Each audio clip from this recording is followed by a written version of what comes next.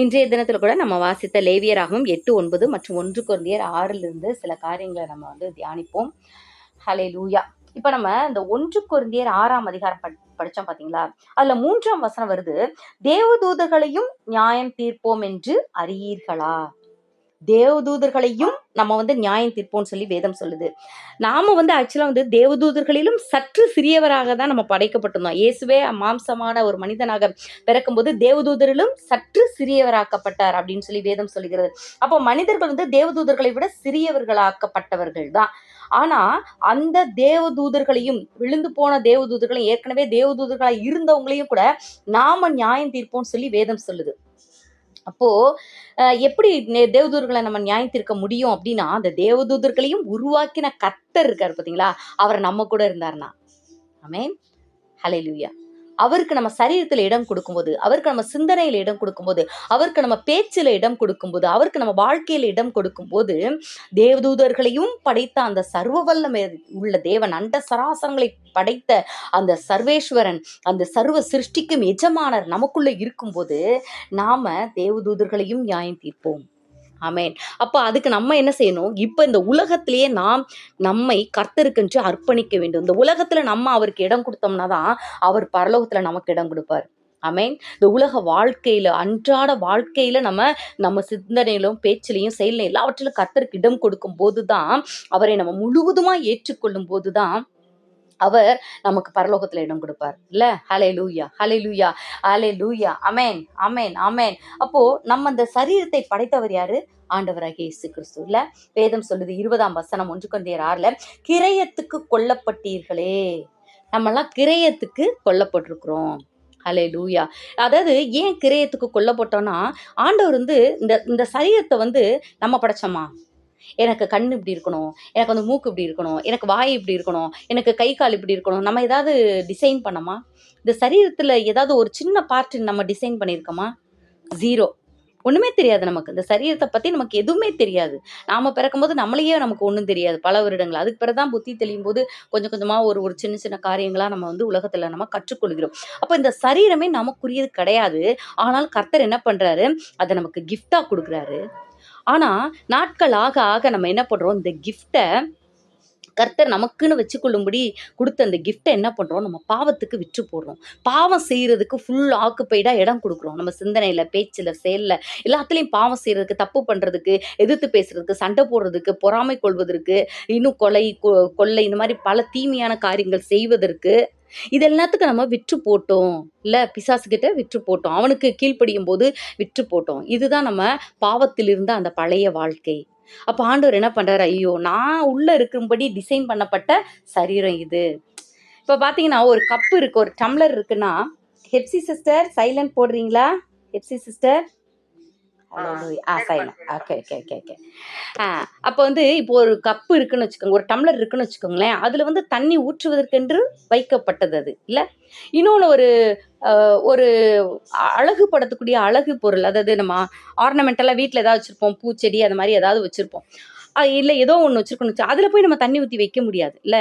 இதில் தான் தண்ணி ஊற்றி வைக்க முடியும். அதே மாதிரி நம் சரீரம் கூட it will contain God spirit. அந்த பரிசுத்த ஆவியானவர் ஆண்டவர் தன்னுடைய ஜீவனை, தன்னுடைய சுவாசத்தை நமக்குள்ள ஊதுனாரு. இல்ல? அந்த சுவாசம் தங்கும் இடமாகத்தான் ஒரு சென்ட் பாட்டிலுக்குள்ள சென்ட் ஃபில்டா இருக்க மாதிரி நமக்குள்ள கர்த்தருடைய சுவாசம் இருக்கும் வண்ணமாகத்தான் கர்த்தர் நம்மை படைத்தார். ஆனால் நாட்கள் ஆக ஆக நம்ம என்ன பண்ணோம்? அந்த தீய காரியங்களுக்கு நம்ம இடம் கொடுக்கும் போது அந்த தீய காரியங்கள் நம்ம ஃபில் பண்ண ஆரம்பிச்சிருச்சு. அதுதான் நம்முடைய பாவ வாழ்க்கை. நிம்மதி இல்லை, சந்தோஷம் இல்லை, சமாதானம் இல்லை, இந்த மாதிரி எல்லா காரியங்களையுமே நம்ம நன்மையான காரியங்கள் எல்லாத்தையும் இழந்து போகணும். அப்ப நம்மை பாவத்துக்கு விற்று போட்டோம், பிசாசுக்கு விற்று போட்டோம். அப்ப இயேசு கிறிஸ்து என்ன பண்றாரு? தன்னுடைய ரத்தத்தினால, வெளியேற பெற்ற ரத்தத்தை சிந்தி இந்த பிள்ளை எனக்கு சொந்தம்னு சொல்லிட்டு பிசாசின் கையிலிருந்து நம்மை பிடுங்கி கொட்டார்ல. கிரயத்துக்கு வாங்கிட்டு இருந்தா, உனக்கு வேண்டியது இந்த பிள்ளையோட ரத்தம் தானே, வேணாம், இந்த பிள்ளையோட ரத்தம் வேணாம், என் ரத்தத்தை கொடுக்குறேன், இந்தா வச்சுக்கோன்னு சொல்லிட்டு தன்னுடைய ரத்தத்தை கொடுத்துட்டு அவர் என்ன பண்ணாரு? நம்மை கிரயத்துக்கு மீட்டு கொண்டார். ஆமேன். அவர் தான் படைச்சாரு.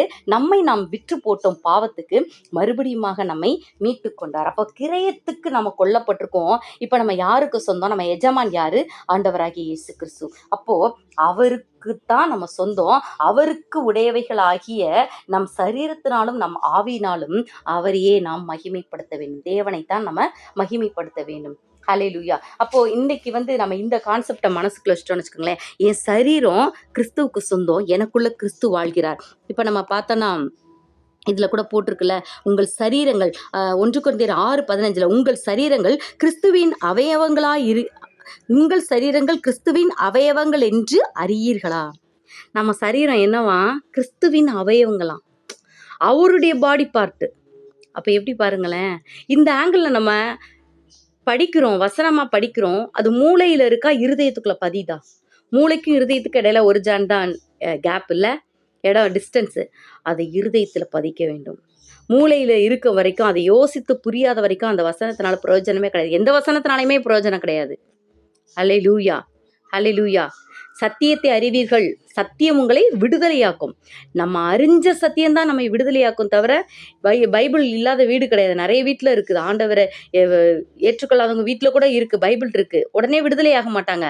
அதை நம் இருதயத்தில் பதிக்கும் போது தான் நம்ம விடுதலையாகும். அப்போ இந்த வார்த்தை இந்த நாளில் நம்ம பதித்துக்கொள்வோம். நம் சரீரங்கள் கிறிஸ்துவின் அவயவங்கள் என்று அறியீர்களா? ஆமேன். நம் சரீரம் கர்த்தருடைய பாடி பார்ட். ஆமேன். அப்போ நம்ம எவ்வளோ கனமாய் அதை பயன்படுத்த வேண்டும்.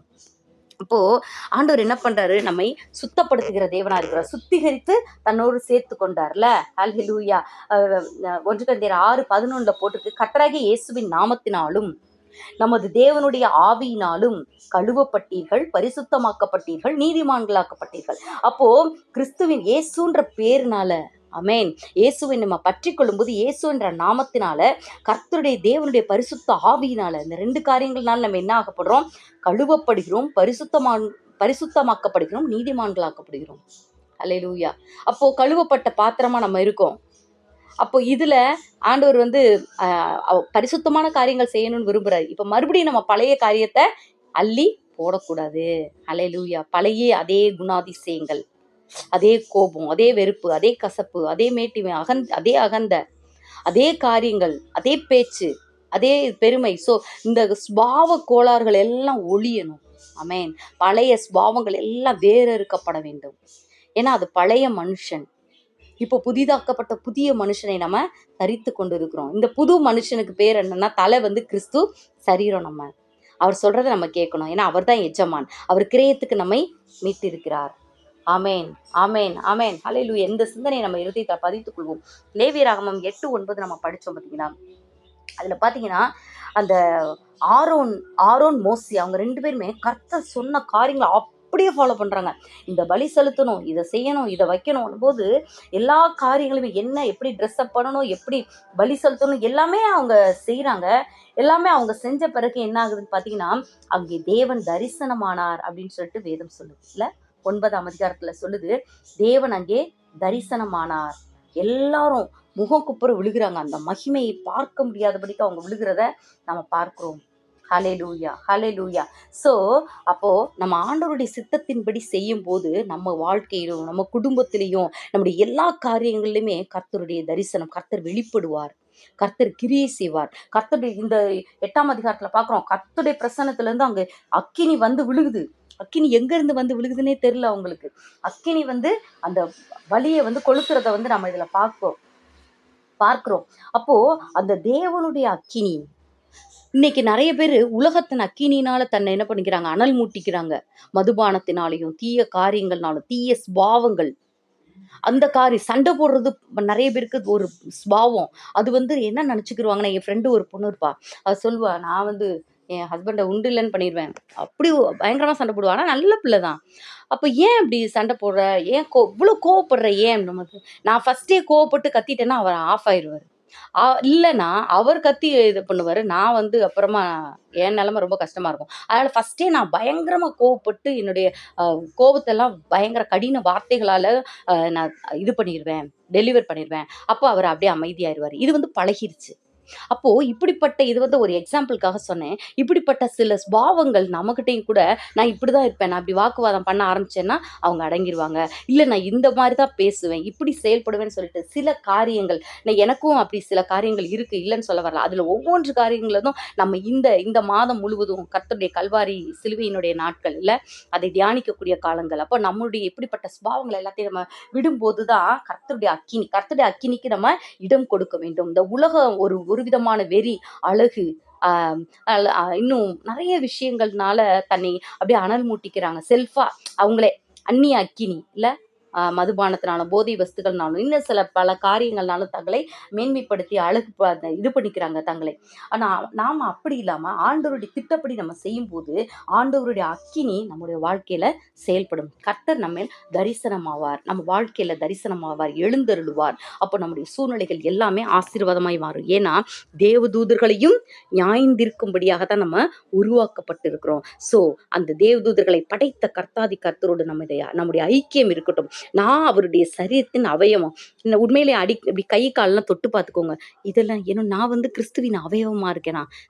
இந்த என்னுடைய ஆவி ஆத்மா சரீரம்லாம் கர்த்தருக்கு சொந்தம். அவரோட நான் ஒட்டி இருக்கிறேன். இந்த ஒரு பிக்சரை பார்த்துக்கோங்க. அவருடைய தோள் மேல நான் உட்கார்ந்துருக்கிறேன். அவருடைய தோள் நான் தான், அவருடைய கை நான் தான். அப்போ அவருடைய அவயவமா நான் இருக்கிறேன், பாடி பார்ட்டா நான் இருக்கிறேன். நான் கிரயத்துக்கு கொல்லப்பட்டேன். இனிமே பிசாசுக்கு என் மேல அதிகாரம் இல்லை. பிசாசு பல வேலைகள்ல கண்ட சிந்தனைகளை கொண்டு வருவான். நீலாம் வேஸ்ட், உன்னிட்டெல்லாம் ஆண்டவர் அவ்வளோ அன்பாலாம் இல்லை நீ பண்றதுக்கு, அப்படிலாம் சில காரியங்களை சொல்லுவான். இல்ல இல்ல இல்ல, ஆண்டவர் என்ன பண்ணாரு, நம்மை பிரித்து எடுத்துக்கிறாரு, பரிசுத்தமாக்கி எடுத்துக்கிறார். எனக்கென்று அது கான்சக்ரேட்டட்னு சொல்லுவாங்க பாருங்க, அது மாதிரி பிரித்து எடுத்துட்டாரு.